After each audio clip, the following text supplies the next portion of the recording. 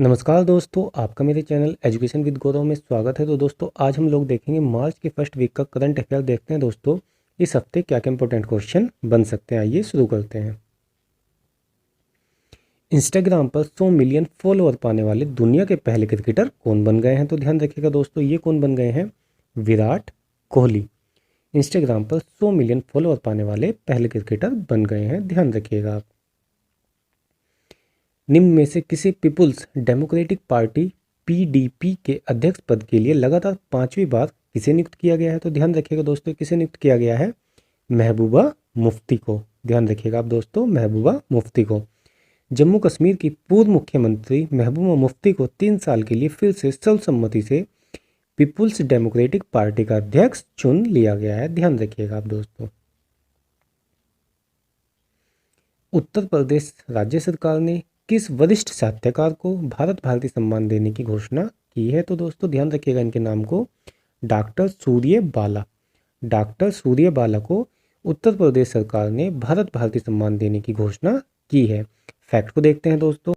मेरे संधि पत्र से लेकर कौन देश को वासी वेणु की डायरी लिखने वाली मुंबई के वरिष्ठ साहित्यकार डॉक्टर सूर्य बाला को उत्तर प्रदेश हिंदी संस्थान ने वर्ष 2019 के पुरस्कार के लिए 5 लाख रुपए की राशि वाले भारत भारती सम्मान से सम्मानित किया है। भारत भारती उत्तर प्रदेश हिंदी संस्थान का सबसे बड़ा साहित्यिक पुरस्कार है दोस्तों, ध्यान रखिएगा आप। और पुरस्कार में भारत भारती सम्मान के रूप में स्मृति चिन्ह, अंग वस्त्रम और 5 लाख रुपए दिए जाएंगे। आप ये भी आप ध्यान रखिएगा।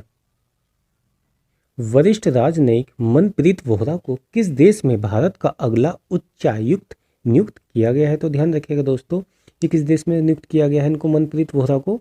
ये दोस्तों ऑस्ट्रेलिया में नियुक्त किया गया है हाल ही में, ध्यान रखिएगा आप। प्रेस सूचना ब्यूरो पीआईबी के प्रधान महानिदेशक का पदभार अभी हाल ही में किसने संभाला है? तो दोस्तों ये किसने संभाला है? जयदीप भटनागर ने संभाला है। प्रेस सूचना ब्यूरो के प्रधान महानिदेशक का कार्यकाल को जयदीप भटनागर ने संभाला है, ध्यान रखिएगा आप। कौन व्यक्ति हाल ही में सेंट्रल बैंक ऑफ इंडिया के नए एमडी और सीईओ बने हैं? तो कौन बने हैं दोस्तों सेंट्रल बैंक ऑफ इंडिया के नए एमडी और सीईओ? नाम है इनका दोस्तों माटम वेंकट राव। नाम को आप इनके ध्यान रखिएगा, माटम वेंकट राव। हाल ही में लोकसभा टीवी और राज्यसभा टीवी का विलय कर क्या नाम रखा गया है? तो दोस्तों ध्यान रखिएगा, क्या नाम रखा गया है? संसद टीवी। लोकसभा और राज्यसभा टीवी को विलय कर दिया गया है और नाम को क्या रखा गया है? संसद टीवी, ध्यान रखिएगा। संसद टीवी के पहले मुख्य कार्यकारी अधिकारी के रूप में किसे नियुक्त किया गया है? तो ध्यान रखिएगा दोस्तों, जो संसद टीवी है उसके पहले मुख्य कार्यकारी अधिकारी के रूप में किसे नियुक्त किया गया है? तो ये किया गया है रवि कपूर को। ध्यान रखिएगा आप, किसको नियुक्त किया गया है? रवि कपूर को। फैक्ट को देखते हैं दोस्तों। लोकसभा और राज्यसभा टीवी को मिलाकर संसद टीवी बनाने की प्रक्रिया शुरू कर दी गई है और इसके तहत भारतीय प्रशासनिक सेवा आईएएस के सेवानिवृत्त अधिकारी रवि कपूर को 1 साल के लिए संसद टीवी का मुख्य कार्यकारी अधिकारी नियुक्त किया गया है। रिटायर्ड आईएएस अधिकारी रवि कपूर 1986 बैच के असम मेघालय कैडर के हैं, ध्यान रखिएगा आप। श्रीलंका ने कोलंबो बंदरगाह के वेस्टर्न कंटेनर टर्मिनल के विकास का ठेका किस देश को दिया है? तो ध्यान रखिएगा दोस्तों, ये किसको दिया है श्रीलंका ने ठेका? ये दिया है दोस्तों भारत को, ध्यान रखिएगा आप। फैक्ट को देखते हैं दोस्तों। श्रीलंका ने कोलंबो पोर्ट के वेस्टर्न कंटेनर टर्मिनल के विकास का ठेका भारत को दे दिया है और टर्मिनल का विकास भारत और जापान के साथ बनी एक संयुक्त उद्यम कंपनी द्वारा किया जाएगा। श्रीलंका यह परियोजना 35 साल के पट्टे पर देगा, ध्यान रखिएगा आप दोस्तों। हाल ही में किस देश ने अपने पहले आर्कटिक निगरानी उपग्रह का सफलतापूर्वक लॉन्च कर दिया है? तो ध्यान रखिएगा दोस्तों, किस देश ने किया है? रूस ने। ये अभी किसने किया है? रूस ने किया है। फैक्ट को देखते हैं दोस्तों। रूसी अंतरिक्ष एजेंसी रास्कोसमोस ने अपने पहले आर्कटिक निगरानी उपग्रह को सफलतापूर्वक लॉन्च कर दिया है जो आर्कटिक की जलवायु और पर्यावरण की निगरानी करेगा। यह उपग्रह मौसम संबंधी समस्याओं के साथ साथ जल विज्ञान समस्याओं को हल करने के लिए आवश्यक सामग्री भी एकत्रित करेगा, ध्यान रखिएगा आप।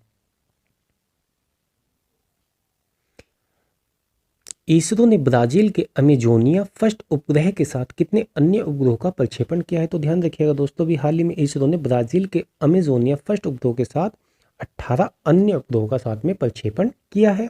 फैक्ट को देखते हैं दोस्तों।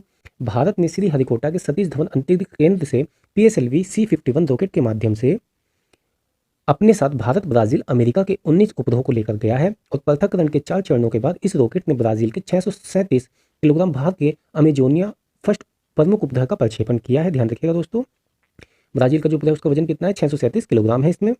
और बाद में 1 घंटे से अधिक समय के अंतराल के बाद इसने शेष 18 उपग्रहों का भी प्रक्षेपण किया है। ध्यान रखिएगा। भारत ने किस देश के साथ ब्रह्मोस मिसाइल समेत अन्य रक्षा उपकरणों की आपूर्ति हेतु भी हाल ही में समझौता किया है? तो ध्यान रखिएगा दोस्तों, किस देश के साथ किया है? फिलीपींस के साथ ये समझौता किया है। ध्यान रखिएगा, भारत ने फिलीपींस के साथ ब्रह्मोस मिसाइल समेत अन्य रक्षा उपकरणों की आपूर्ति हेतु समझौता किया है। इसका नाम भारत की ब्रह्मपुत्र नदी और रूस की मोस्कवा नदी के नाम पर रखा गया है, ये भी आप ध्यान रखिएगा। केंद्रीय मंत्रिमंडल ने कृषि क्षेत्र में सहयोग हेतु भारत और किस देश के बीच समझौते ज्ञापन को भी हाल ही में मंजूरी दी है? तो ध्यान रखिएगा दोस्तों, कृषि के क्षेत्र में किस देश के साथ समझौता किया है? तो दोस्तों ये किया है फिजी के साथ समझौता। ध्यान रखिएगा आप, यह समझौता 5 साल की अवधि के लिए लागू रहेगा। समझौता अनुसंधान कर्मियों, वैज्ञानिक विशेषज्ञों और तकनीक प्रशिक्षुओं के आदान प्रदान की सुविधा भी प्रदान करेगा। ध्यान रखिएगा। चीन ने पिछले वर्ष के अनुसार अपने रक्षा बजट में कितने प्रतिशत की बढ़ोतरी की है? तो ध्यान रखिएगा दोस्तों, चीन ने अपना रक्षा बजट कितने प्रतिशत बढ़ा दिया है? तो ये बढ़ा दिया है दोस्तों 6.8%। चीन ने इस बार चीन ने रक्षा बजट अब 209 अरब डॉलर कर दिया है, जो पिछले वर्ष की तुलना में 6.8% अधिक है। तो ध्यान रखिएगा दोस्तों, कितना बढ़ाया है? 6.8% को बढ़ा दिया है रक्षा बजट के रूप में चीन ने। हाल ही में किस देश ने तरलीकृत प्राकृतिक गैस एलएनजी यानी कि लिक्विफाइड नेचुरल गैस इसको बोला जाता है दोस्तों, को लेकर कतर के साथ 10 साल का समझौता किसने किया है? तो दोस्तों ये किया है पाकिस्तान ने। ध्यान रखिएगा। भारत सरकार की तरफ से जारी ईज ऑफ लिविंग सूचकांक में 10 लाख से अधिक की आबादी वाले शहरों में कौन सा शहर प्रथम स्थान पर है? तो ध्यान रखिएगा दोस्तों, इसमें कौन सा प्रथम स्थान पर है? बेंगलुरु। ध्यान रखिएगा दोस्तों, कौन है प्रथम स्थान पर? बेंगलुरु प्रथम स्थान पर है। एज ऑफ लिविंग इंडेक्स में बेंगलुरु प्रथम स्थान पर है। फैक्ट को देखते हैं दोस्तों, केंद्र सरकार ने एज ऑफ लिविंग इंडेक्स 2020 जारी किया है। सूची में कर्नाटक की राजधानी बेंगलुरु टॉप पर है। बेंगलुरु को 10 लाख से ज़्यादा आबादी वाले शहरों में रहने के लिए सबसे अच्छा शहर माना गया है और 10 लाख की आबादी से कम शहरों में हिमाचल की राजधानी शिमला सबसे अच्छा शहर माना गया है। ये भी आप ध्यान रखिएगा दोस्तों। हेलो दोस्तों, आप देख रहे हैं एजुकेशन विद गौरव मेरे साथ। तो जल्दी से चैनल को सब्सक्राइब करें और सबसे पहले नोटिफिकेशन पाने के लिए बेल आइकन को दबाना ना भूलें। हाल ही में किस राज्य सरकार ने निजी क्षेत्र की नौकरियों में 75% राज्य के युवाओं को आरक्षण को मंजूरी दी है? अभी हाल ही में। तो दोस्तों ध्यान रखिएगा, 75% निजी क्षेत्र की नौकरियों में आरक्षण को कहाँ मंजूरी दी गई है? तो ये ध्यान रखिएगा दोस्तों, आंसर है हरियाणा। हरियाणा राज्य ने ऐसा किया है। फैक्ट को देखते हैं, हरियाणा सरकार ने निजी क्षेत्र में अब स्थानीय लोगों को 75% आरक्षण दे दिया है। हरियाणा के राज्यपाल सत्यदेव नारायण आर्य ने विधेयक को मंजूरी दे दी है और इस विधेयक के दायरे में राज्य की निजी कंपनियां, सोसाइटी, ट्रस्ट, साझेदारी फर्म आएंगे दोस्तों, ये भी आप ध्यान रखिएगा। हाल ही में किस राज्य सरकार ने सर्वोच्च न्यायालय से अपील की है कि उसे कोविड-19 महामारी से कमजोर हो चुकी अपनी अर्थव्यवस्था को पुनः सुदृढ़ करने के लिए अरावली हिल्स में उत्खनन करने के लिए अनुमति दी जाए? तो ऐसा किया है दोस्तों हरियाणा राज्य ने। ध्यान रखिएगा आप। फैक्ट को देखते हैं दोस्तों, अरावली का विस्तार गुजरात के हिम्मतनगर से शुरू होकर हरियाणा, राजस्थान और दिल्ली तक है। ध्यान रखिएगा, तो हरियाणा ऐसा किया है, सर्वोच्च न्यायालय से अपील की है दोस्तों कि अरावली हिल्स में वह उत्खनन करने की अनुमति दी जाए, क्योंकि जो अर्थव्यवस्था कमजोर हो चुकी है उसको पुनः सुदृढ़ किया जा सके हरियाणा द्वारा। भारतीय पुरातत्व सर्वेक्षण ने जिस राज्य की सीतागढ़ी हिल्स के जुलजुल पहाड़ के पास एक टीले के नीचे दफन बौद्ध मठ की खोज की है, तो ये किस राज्य में किया है? तो ध्यान रखिएगा दोस्तों, ये झारखंड राज्य में किया गया है। ध्यान रखिएगा आप।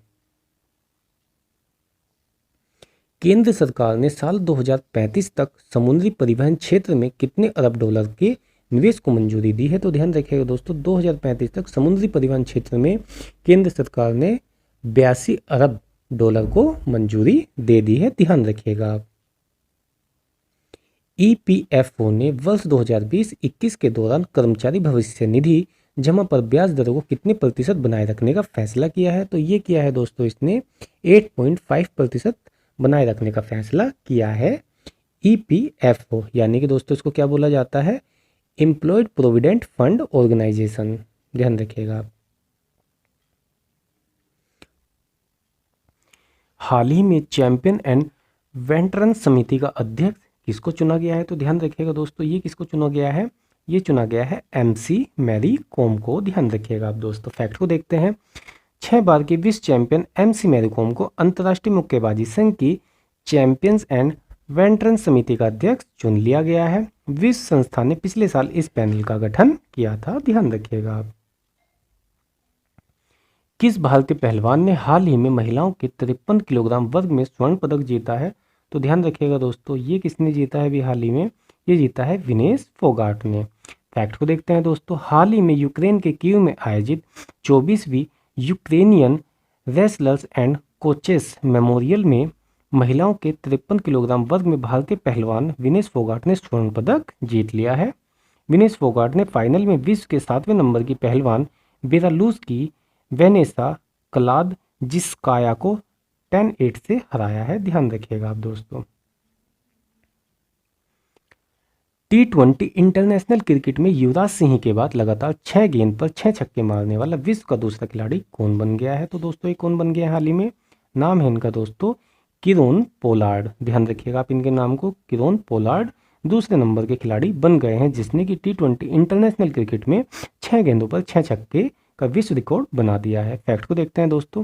किरोन पोलार्ड ने एंटीगा में श्रीलंका के खिलाफ पहले T20 इंटरनेशनल में 1 ओवर में 6 छक्के मारने का कारनामा किया है। पोलार्ड यह उपलब्धि हासिल करने वाले T20 इंटरनेशनल के इतिहास में केवल दूसरे बल्लेबाज बने हैं, ध्यान रखिएगा। सबसे पहले यह कारनामा भारत के युवराज सिंह ने किया था। उन्होंने 2007 में T20 विश्व कप के दौरान इंग्लैंड के खिलाफ 1 ओवर में 6 गेंदों में 6 छक्के जड़े थे। दूसरे नंबर के खिलाड़ी ये बन गए हैं दोस्तों, ध्यान रखिएगा, किरोन पोलार्ड।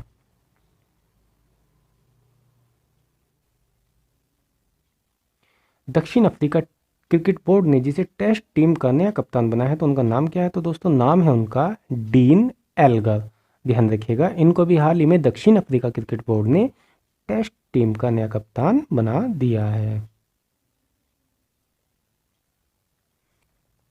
हाल ही में भारतीय क्रिकेट टीम के जिस तेज गेंदबाज ने अंतर्राष्ट्रीय और फर्स्ट क्लास क्रिकेट से संन्यास लिया है उनका नाम क्या है? तो इनका नाम है दोस्तों आर विनय कुमार। नाम को आप इनके ध्यान रखिएगा, आर विनय कुमार। किस राज्य के प्रसिद्ध संगीतकार बलदेव शरण नारंग का हाल ही में दिल का दौरा पड़ने से निधन हो गया है? तो ध्यान रखिएगा दोस्तों, किस राज्य के संगीतकार थे?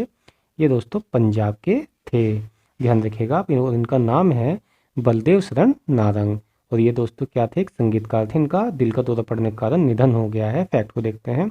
पंजाब के प्रसिद्ध संगीतकार बलदेव शरण नारंग का हाल ही में दिल का दौरा पड़ने से निधन हो गया है और उनके निधन की खबर सुनते ही संगीत व कला की दुनिया में शोक की लहर दौड़ गई, ध्यान रखिएगा आप दोस्तों फैक्ट को। प्रतिवर्ष विश्व वन्य जीव दिवस यानी कि वर्ल्ड वाइल्ड लाइफ डे कब मनाया जाता है? तो ध्यान रखिएगा दोस्तों, कब मनाया जाता है? 3 मार्च को मनाया जाता है, ध्यान रखिएगा।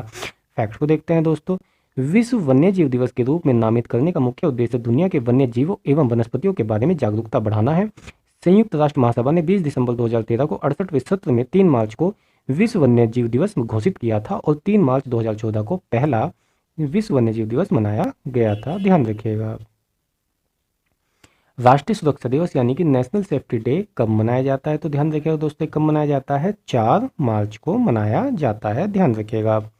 इस दिन को मनाने का उद्देश्य दुर्घटनाओं से रोकने के लिए किए जाने वाले सुरक्षा उपायों के बारे में जागरूकता बढ़ाना है और राष्ट्रीय सुरक्षा दिवस को अब पूरे 1 सप्ताह तक मनाया जाने लगा है। राष्ट्रीय सुरक्षा परिषद के स्थापना दिवस पर 1972 में पहली बार 4 मार्च को राष्ट्रीय सुरक्षा दिवस मनाया गया था, ध्यान रखिएगा आप दोस्तों फैक्ट को भी।